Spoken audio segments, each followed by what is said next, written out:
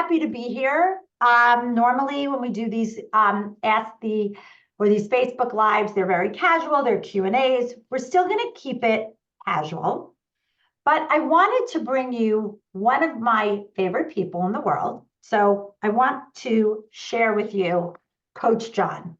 So I don't know what all of you know. I find it funny that I run this massive company, and a lot of you don't know that we coach, that we do student coaching, parent coaching, and now, in addition to the student coaching, we do athlete coaching.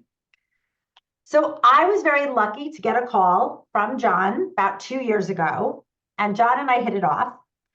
And John has now been with us since then as one of my absolute favorite, don't tell the others, student coaches at Order Out of Chaos. John now manages our Order Out of Chaos ADHD Athlete Coaching Academy, and where he employs his passion for sports, lived experience as an athlete with ADHD, and experiencing helping student athletes with ADHD and executive functioning challenges thrive. But what makes John amazing, and I hope it's okay, John, John is a 3-sport varsity athlete in high school and a 4-year Division I swimmer at Lafayette College. So he has ADHD, he's been an athlete, and he's a student coach. And believe it or not, that is the perfect trifecta. So I am so happy to, so since we launched our ADHD Athlete Academy, we have been flooded with inquiries about exercise, about athletes, about coaching, what's unique and special, what are the hardships, what are the concerns, what makes all of that. And so I thought tonight what would be really fun was to bring everybody on into this conversation. And we've never had it before. And here's the fun part. I'm learning along with you. Obviously, I understand the benefits of athletics and exercise for the ADHD brain, but that's where it stops for me. My kids were not athletes. I'm not an athlete. I have coached athletes in the past, but John is going to bring answers. He's going to really kind of dig into the conversation on how to build the whole student athlete. So thanks, John, for having this conversation. And I'm really sorry about the tech friends. But yes, for those of you asking, this will be pinned to the top of our Facebook group. It will also live on the ADHD Academy page. Okay, so we're going to start off with an easy one. So some people already gave us questions, all the good stuff. I want to start by talking about movement and exercise and all that for the ADHD brain, because we all know what movement and exercise does for us who are maybe neurotypical. But what's the added benefit for those with ADHD? Let's start there. Yeah, great question. I'm going to say all the tech stuff is what we call in sports warm-up. So now we're all warmed up and we're ready to go. So basically what happens is, you have your physical benefits, right? You've strength, conditioning, stamina, balance, motor skills, all those things are improved, generally speaking. And that's what does the body good. But it's what does the mind good, the ADHD brain, right? And that's all about firing and wiring those feel-good neurotransmitters. Dopamine. I want to stop you because I love that terminology, wiring, and what did you say? Say it again slowly because I want everybody to hear it. Sure. Firing and wiring the feel-good neurotransmitters. I love that. I'm writing it down. I'm taking that home with me. I love it. Firing and wiring. Go on. Sorry. Right. So that's dopamine. Yep. And I never get this right, Leslie. Norepinephrine, I think is the way to say it, right? Yes. And that all has, so that's the stuff that hits the executive functioning, right? And that's the stuff that materially affects brain function, brain development, memory, ability to focus, those type of things. So when you're doing exercise, let's just say it acts as a natural supplement for the ADHD brain, right? And it allows you, when you're getting increased levels of those neurotransmitters through exercise, and we'll call it consistent exercise, right? that affects your ability to better focus. That helps you set free the distractions. Those type of things. It affects your ability to control your impulsivity. So those are the things, that's sort of the neuroscience behind exercise. There's a great book by John Ratty called, and I hope I did his name service, called Spark, which is all about this, about how he did all kinds of scientific research about how exercise affects all kinds of mental health conditions. And one of them was ADHD, which is one of his specialties. Sure. So I always say when I'm talking that movement, which is just a different way of saying whatever you want, what you're saying in meaning about exercise, that movement, it doesn't even have to be exercise. I want people to know that too. That movement is just filled. I always say it's like a smoothie. It's just filled with all the good stuff. Because it does. It helps us retain information. It helps lay down learning. It helps us rewire that brain. It helps us attend. It helps us initiate. And I also think it helps with distractibility. I'm going to go out on a limb and say that, because people ask me all the time, like, what do you think the opposite of distractibility is? And I actually say movement. Right? Yeah. Would you agree with that? Because when we sit, I absolutely agree, and I'll throw out another word, just that's an operative word from your 20 years of order out of chaos: activation. Right. So it activates the brain. Yes, is what it does. Mm-hmm. And there's it's more anecdotal, but after an hour of somewhat vigorous exercise, there's anywhere from a half hour to 45 minutes to an hour worth of benefits around, right? Your ability 100%. To more hyper focus, your ability to be less distracted by other things. So and that's like and less impulsive. And less impulsive. Yeah. I mean, it basically, like I said, it acts as it's what you said. It's a smoothie with all the good things. It's a supplement to other ways that you manage your ADHD and executive functioning challenge. Okay, so let's move on to sports, because sports is not movement. You know what I'm saying? Well, it is, but there's movement and there's exercise. But now we're talking sports, and sports takes on a little bit of a different mindset, because now you have a child who has ADHD or executive functioning, and I'm not explaining executive functioning here. If you want to learn more about what executive functioning is, if you're new, please go to our parent education library. There are videos and videos and videos that break down all the pillars of EF. But we know that kids, right?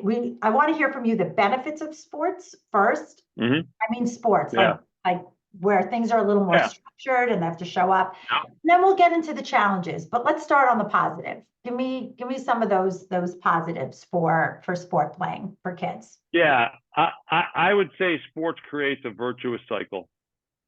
Ooh, right? I like that too. Yeah. And I don't know if I told you this, Leslie, but I used to work I had a fellowship with the Aspen Institute in their sports and society program. And this guy, Tom Ferry, created a program called Project Play around how to have a more positive experience from sports in terms of youth, and how to increase youth participation levels, and a lot of other things. But that was pulled from him, is what sports can do is create this virtuous cycle, right? That can have a profound effect in the long term for these young people as they enter into, as you say, more structured sports. So there's a whole host of benefits, right? The first one is it can build self-esteem and self-confidence. I love that. So they can enter sports, and it can become a platform to showcase talents they may not know they've had. Mm-hmm. And then it creates this positive feedback loop, right? The more milestones they reach, they get more positive feedback from their teammates and from their coaches. Then they feel that sense of achievement. They can start to see greatness in themselves. And as that positive feedback loop happens, they start to change the way they see themselves. And it can start to create this positive belief system for themselves. So it really helps build that self-confidence and self-esteem. Can I add something? Anytime. Thank you. What I notice in all of my years of doing this or coaching, is that a lot of my kids, and drop this in the chat, all of you, if you see this at home, a lot of my students they struggle with decision making. They struggle with initiation. They struggle with, like, I see it all the time where parents go, I don't understand why my kid who has friends. So we're talking about kids that maybe have friends, sits with people in the cafeteria, let's say at school, meaning does talk to others. They come home and it doesn't occur to them to make a plan, right? They don't reach out, they don't initiate. What I see in a lot of my students that like sports is that it's a planned activity. It takes all that decision making out of the equation, all of that executive functioning. I don't have to initiate because the time is set for me, the place is set for me, the activity is set for me, who's going to be there is set for me. So where we've heard a lot of kids with ADHD say, I don't want to play sports, it's too hard, or the socialization of it doesn't work for me. I've seen on the positive side, a lot of my ADHD and EF kids go, I love it because it takes all that decision-making, activation, and all those words out of the equation. Would you agree with that? I absolutely agree with it. And that's like a biggie. And it's sort of the obvious thing, but it's definitely worth repeating is it builds structure and routine. So you go to school all day, then you have practice after school. If we're talking about rec league sports, maybe several times a week, you've got games. You don't have to think about it. Like you just go and do. And then when you come home, as we said, like you got the feel good neurotransmitters going, you're kind of psyched, and you also have a routine. Okay, Monday, Wednesday, Friday, I have soccer. Okay, that means for my launching pad, when I leave, this has to go in my backpack, or I have a separate bag, 100%. or I know I'm coming home, and rather than what do I do with myself, maybe I'll play video games, whatever. It's like, no, you have 15 minutes. I'm going to give you a snack, Emily, and then we're going to go to soccer practice. Okay, Emily. So, right? So, yes. But I'm just saying, like, that's that structure and routine that comes in. The other part, I love that. And we know, wait, I'm just going to stop you. We know, and I want everyone to hear this, that I know that our kids who have this EF challenges or ADHD, they actually crave, I always say, ordered structure and structures. And they're different. Structure and structures are different. So that routine, that ritual, and if we want to get really meta, routines and rituals also take out that decision making. Yeah, it's all right there from and as you say, the structures also is the actual sport itself, and we'll get more into that. So there's that part. Okay. The other part you brought up is it builds social skills, right? Yes. So you get to practice your communication skills. You learn how to read different social cues, facial recognition, body language. But here's the big thing: you learn how to make friends. And for a lot of kids with ADHD and executive functioning challenges, that can be a big challenge. Yes. But you're on a team and you're playing together and you're working hard together. And now you start to learn how to make friends. And that affects a lot of other parts of your life. A lot of other things. All right, very, very positive. We're going to chat about the flip side of that in a minute. But I want to make sure I get some of the questions that were asked for. So this I thought was a great question. Does my child or student, we call them students here, have to be athletic to play a sport? What do we think? Absolutely not. Okay. Absolutely not. So this is why. Why do you say that? That's why I was referencing what the work we did with the Aspen Institute. What's happened is the professionalization of youth sports, right? Kids are getting more and more specialized much sooner. They're playing less and less sports. Oh, you're really good at baseball. You could be a great pitcher. Just play baseball. Right. Don't do anything else. And then play baseball year round and throw your arm out. Right. And then what happens is, you might not know this, Leslie, there are national basketball tournaments for 8 and unders and 10 and unders. These are 8, 9, 10-year-olds flying around the country playing these national basketball tournaments. Okay. When you enter sports, should be fun and interesting, and learning, how to build your social skills and teammates and getting that positive feedback. Okay. So number one, you don't need to be athletic. And here's the other thing too. Here's the physiology about it. All kids develop physically at different stages in their lives. Mm-hmm. Who may be the biggest and strongest 9-year-old might not be that way 4 years later. who may not be the quickest or the fastest or the strongest may develop those skills over time, depending on how they develop physically, but also as they pick up those skills. So you don't have to be athletic to enjoy all the benefits of sports, right? There's a lot. There's so many. It really. I'll leave it at that. You just don't have to be. So let's talk about the flip side. All right. And I know the same way I said I have so many in my past have ADHD or EF kids who have gravitated to sports and how they liked it for all of the reasons I listed. I have the opposite too, and including my own child at the time. Like there was now I'm very lucky. He found his passion elsewhere. He was a music kid and a theater kid and all that. But what do you do if your child so we're sitting here and we're going, it's so good for you, right? It's good for your body. It's good for your brain. It's good for all of these things. But you have a kid that is like just heels in the ground. It ain't happening. Now, what do you say? What do you say to that parent who wants to know? Because that was another question. What do I do if my kid just doesn't want to play a sport?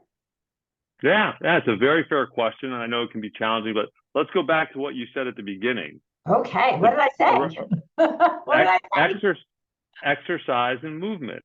So you can do a couple of things. If sports is becoming somewhat of a stigma, they don't like the way they look. They don't think they're going to be good enough. They don't think they're going to be athletic enough, and it brings them down. There's other activities, other forms of movement, other forms of exercise they can do.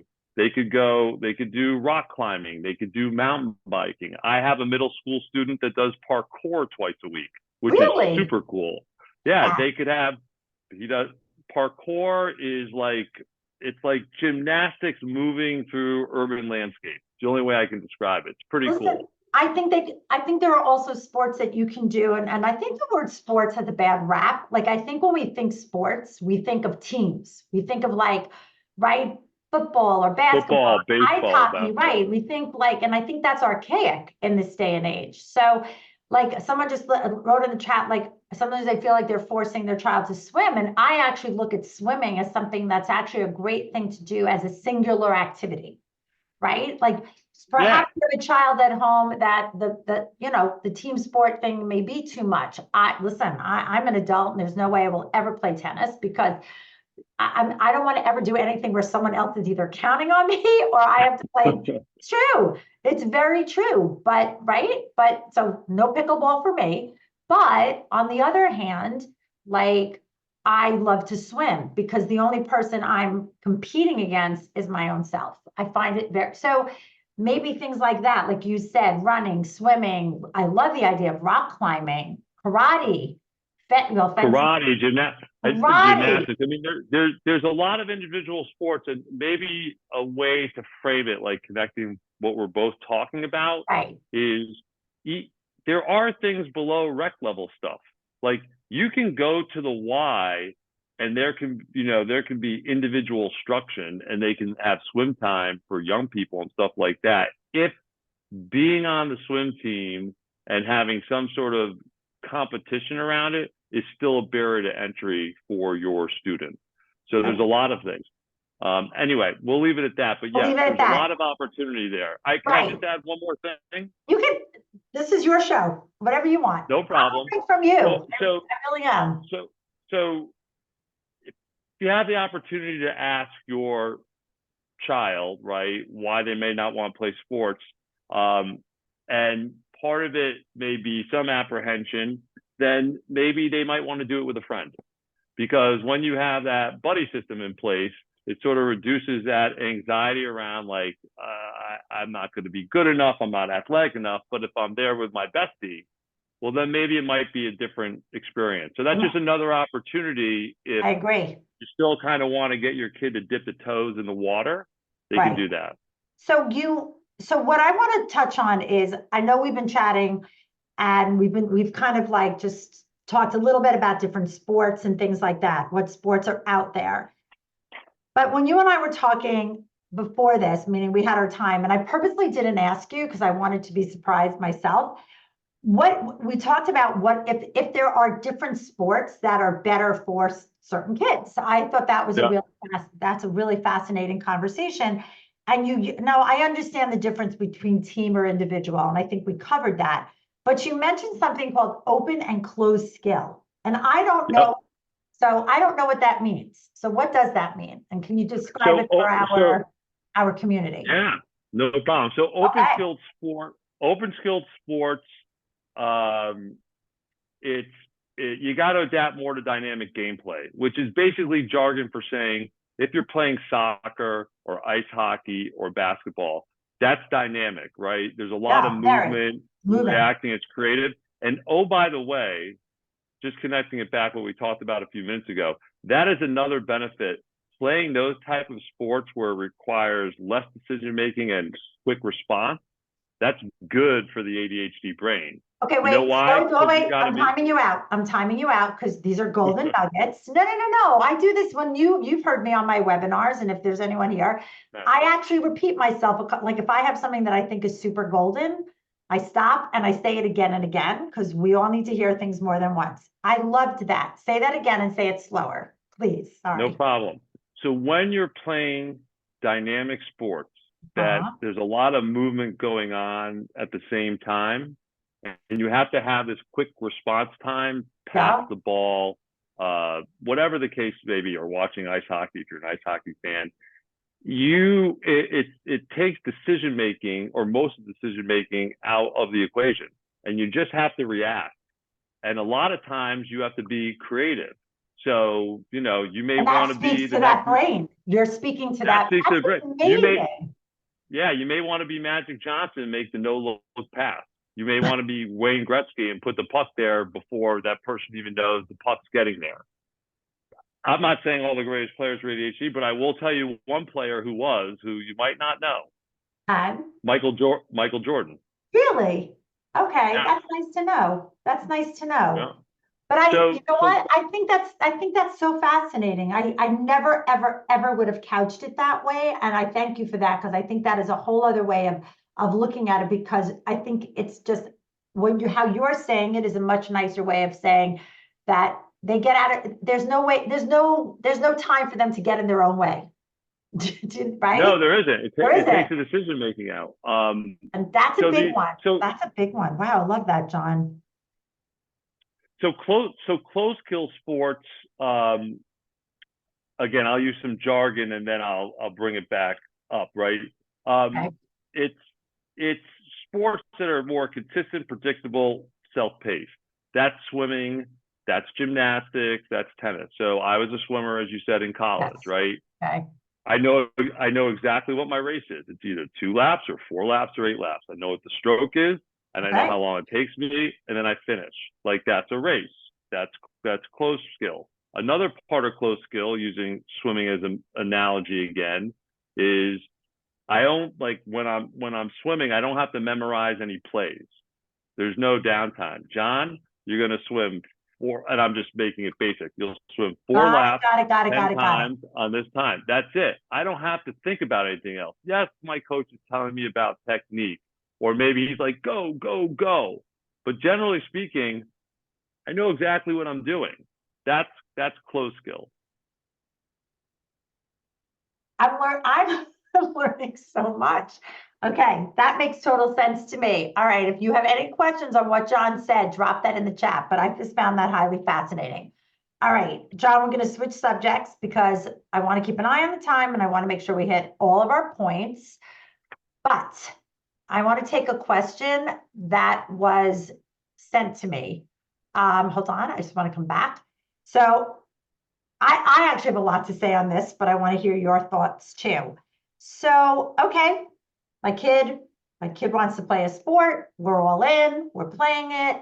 But let's say my child at school, right, has an IEP or a 504, and there's accommodations or modifications in place, and the teachers all know what kind of learner he is or what the challenges are. Yeah.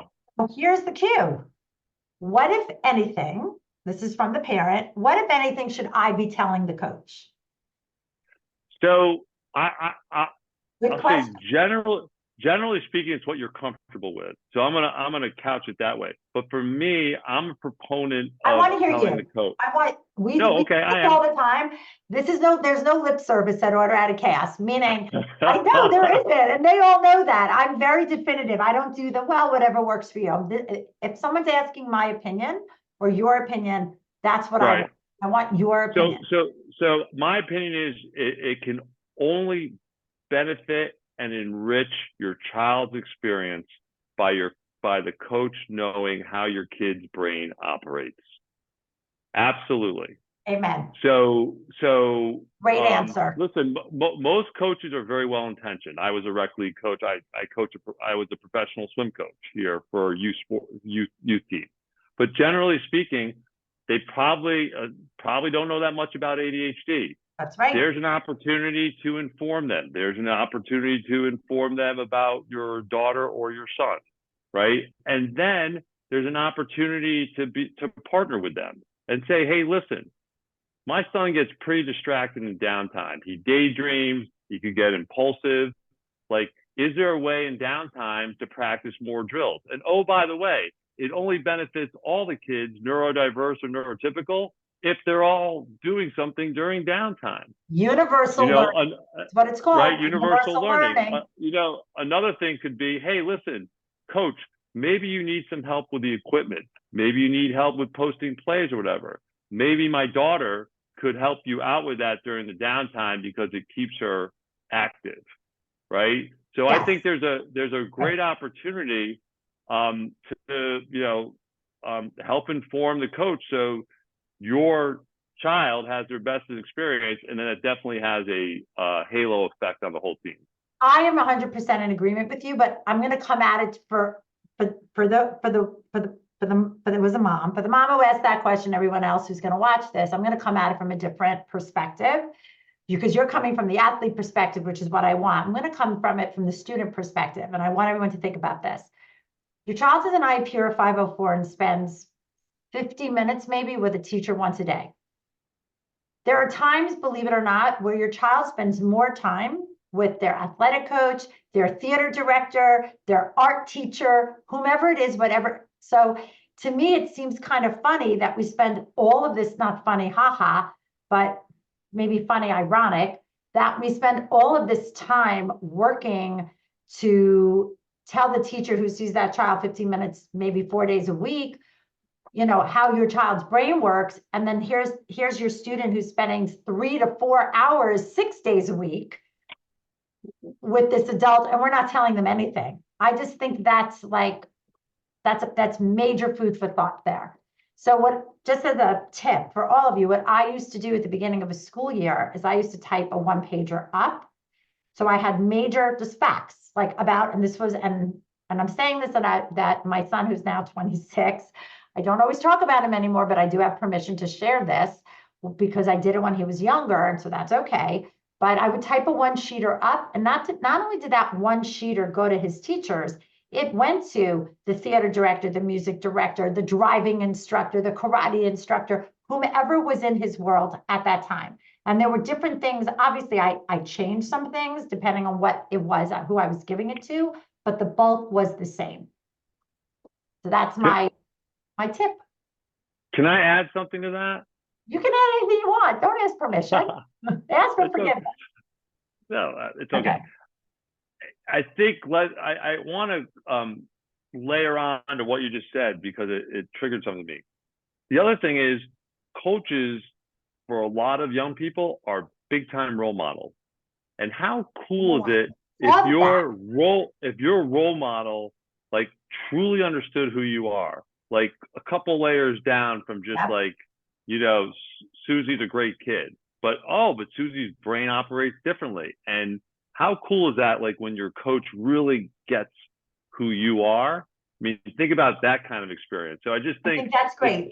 It's another reason to be able to inform your coach of how your kid operates. I think that's great. Okay, we're gonna move in a different direction, and we're gonna start talking about competitive like athletes, right? Kids that Yeah. are like what we do in our we're not going to be talking right now about what we do in our program, but we're going to talk about the kids that we serve in the program. Maybe that's the better way of saying it.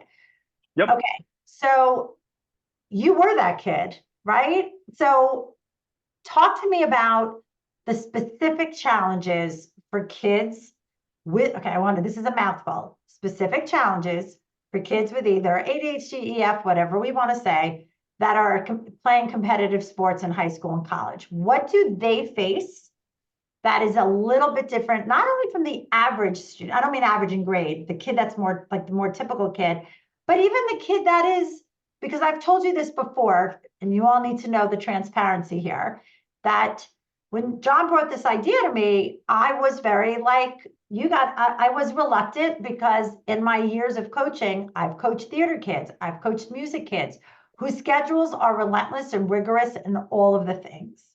So tell me why. Tell me why. Sure. So in a nutshell, and I'll address that part too, and I'll break it down a little bit. They have more to do with less time and have to expend more energy doing it. Okay. So I agree with you. Because by the way, I grew up in a town that was big in sports, but we had an internationally recognized arts program. We music, all that kind of stuff. And I played clarinet, the geeky instrument, all from 10th grade. So I get it. And I was in orchestra and band and all that jazz. But so I'm not saying it's a competition between, athletes have it much harder than musicians or actors or anything. They have it different. Okay, so everybody calm down because I got a few of those. So we're gonna, right? So let John, okay, go. They just have it different. So the demands on their time and their energy, because there's two things, there's time management, energy management, it's a lot, right? So you have that time of going to school, practices, games, and oh, by the way, it may not just be what you're playing in high school, right? You may be having travel. You may be playing on a club team, maybe playing on a pretty elite club team. So you have a lot of demands on your time. You also have a lot of demands on your energy, right? So you've got the physical energy of going to school all day and then playing sports or games, and maybe even practicing on your own if you're a bit ambitious. But you have that emotional energy, right? So, sports brings a lot of ups and downs. You can run the gamut of emotions. And then you have the mental energy you're expending, like preparing for the competition, preparing for games, preparing for practices, whatever the case may be. So I'll give you an example because we're pulling from the students that we work with at Order Out of Chaos. That's great. I have a high school senior soccer player. She's going to play college soccer. Wow. She lives in Colorado. And the week of Thanksgiving, so there's this thing called showcases. So I don't know if all the parents know this who are on Facebook Live, but they have these showcases that athletes play in so they can get picked, they can get recruited by colleges. That's what they are, and they're all different levels. So my niece played, I don't know, like soccer like that, and went to something called, I remember it was called Score by the Shore, where she played and all the schools lined up in chairs on the field to watch them play. Is that what you're talking about? That's what they do. So this student, our high school senior, the week of Thanksgiving with her family spent it in San Diego at a showcase. 2 weeks later, after they got back from Thanksgiving, they went in the opposite direction to North Carolina and spent a whole week in a showcase. That's demands on time, right? But that's also your demands on your energy as well. So what you have is, so doesn't matter how your brain is wired, right? There's a lot to deal with. Now, when you take somebody whose brain is not set up to effectively and efficiently manage a lot of aspects of their time, well, then you got more layers of challenges coming on board. And here's the thing. So there's a fair amount of people with ADHD have to expend more time and energy to get to the baseline that a lot of neurotypical people do in all aspects of their lives, right? Yeah. And so when you have sports on top of that, it just requires that much more time and that much more energy. Like I have a college student, he's a senior, he's captain of the swim team. He's just got a part-time job. Okay. and he's also an officer in his fraternity. That's a heck of a schedule. That's a And lot. someone managing that all with ADHD and wanting to, be a nationally ranked swimmer in his division. So that's what you start to look at in terms of the challenges that come with when you start to become more of a competitive athlete. Okay. Wow, that is a lot. Okay. I want to ask you, actually, there was a question. So let's do that because I want to make sure we get the question in. So give me a sec. I'm just going to toggle back. So Jessica writes, I struggle with how to advise the coach to help my child in the practice competition setting when what motivates one child has a different effect for my kid. Do you want to speak to that at all? So is the question how to talk to the coach about how to help? That's what I'm motivate? trying to figure out. It says, I struggle with how Yeah. to advise the coach to help my child in the practice competition setting when what motivates one child has a different effect for my kid. I think what she's asking is that maybe what motivates other kids on the team is going to be different than Right. what motivate her. So let's answer that question. Do you feel like we did answer it? Because a little bit, but and right. if this helps, Jessica, let us know. I mean, part of it is if to have that conversation with the coach to say, hey, listen, all kids are motivated by different things. Here's Right. how my child operates, and I think and I don't even think it's possible. I was a coach and I was an athlete. You can speak to kids different ways. You can be fair on how you treat everybody, but how you motivate different kids. Like one thing that motivated me definitely motivated people on my swim. It may not have motivated other people on my swim team the same way. That's and I don't, if we're being fully transparent, I think that's a little bit on the coach. I think it's very fair for you to have that conversation. That's part of the coach's job is to know his team and how to push one button versus another button.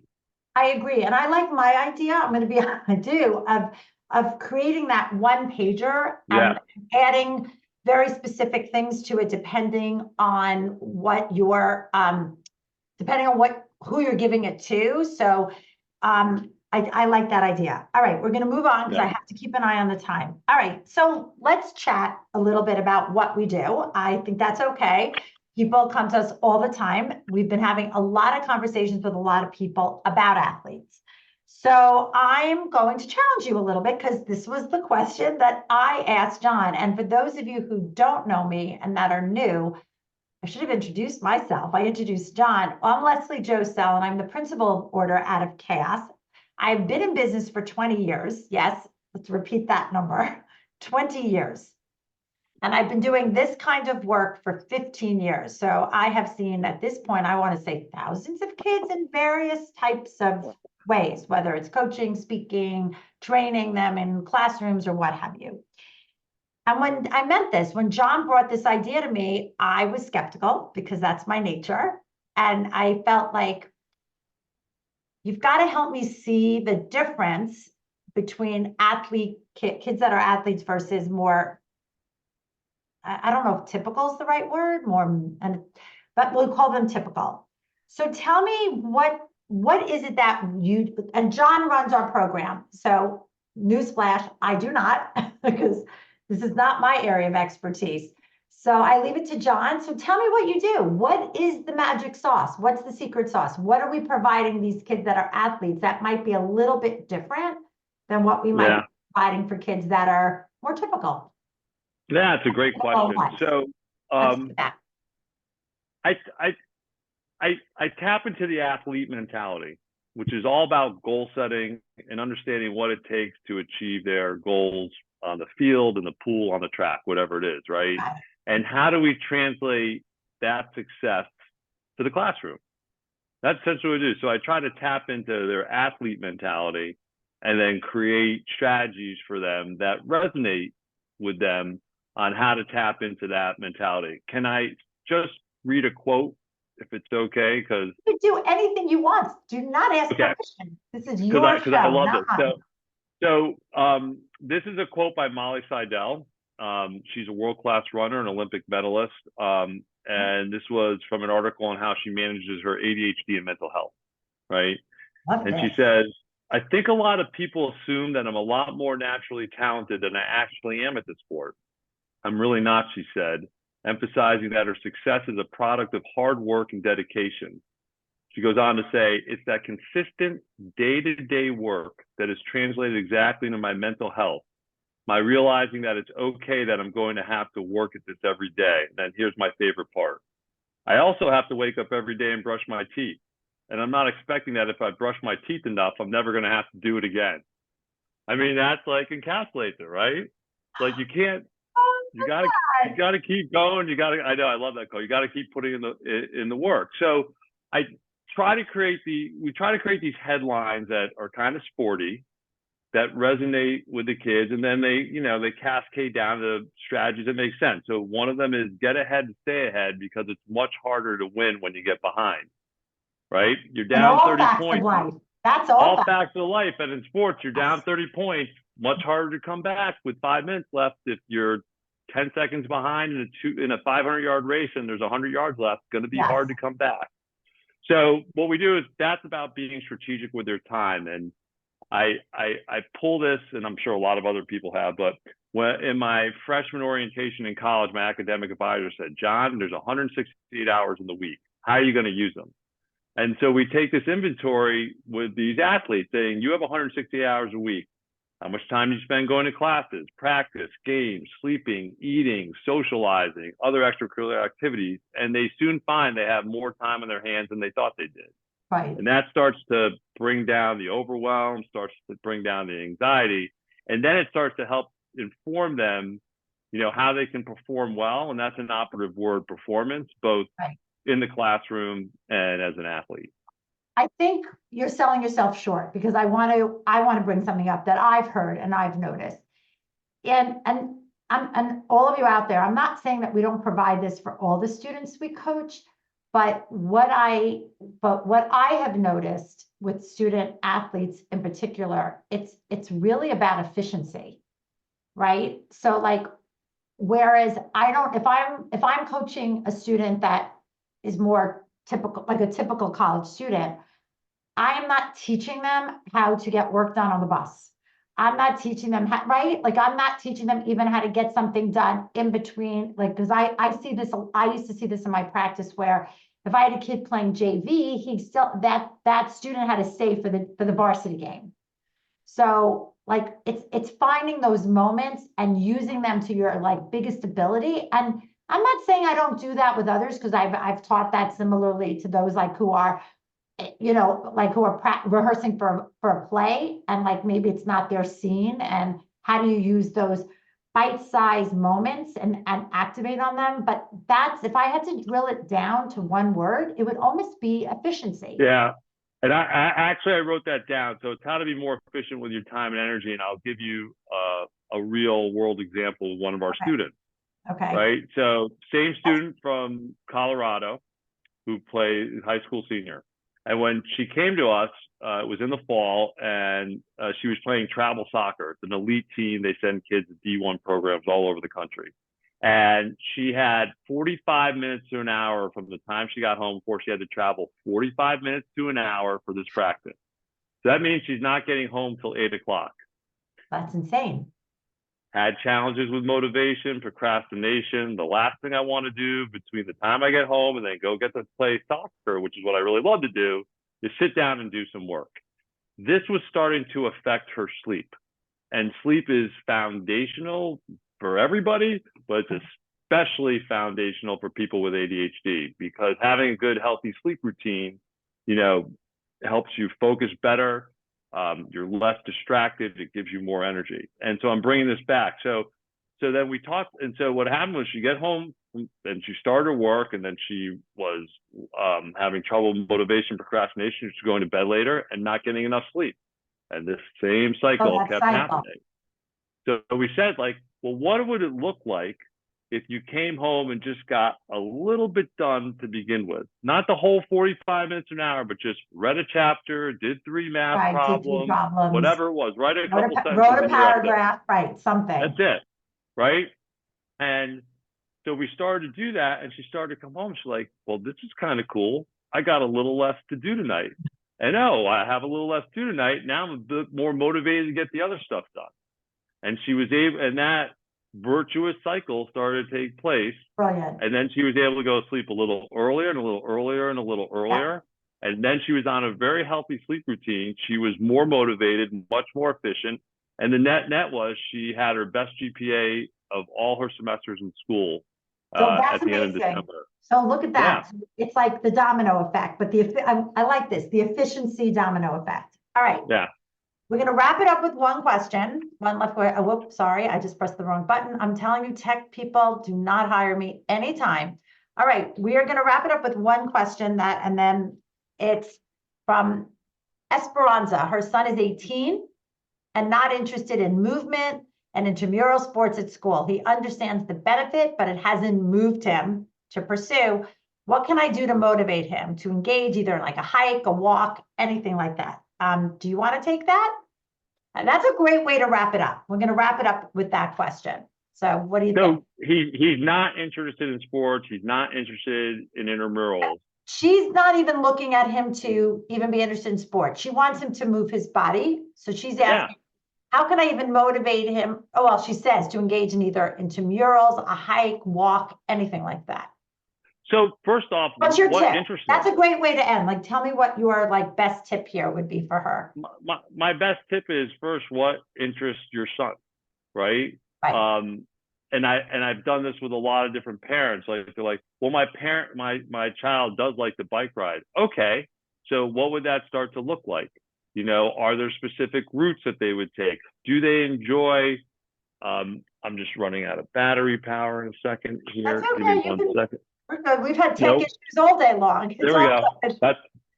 That's my tech issue. So first off, ask what they're interested in, right? Maybe it's biking, maybe it's being out in nature, maybe it's rock climbing indoors. There could be a lot of different things.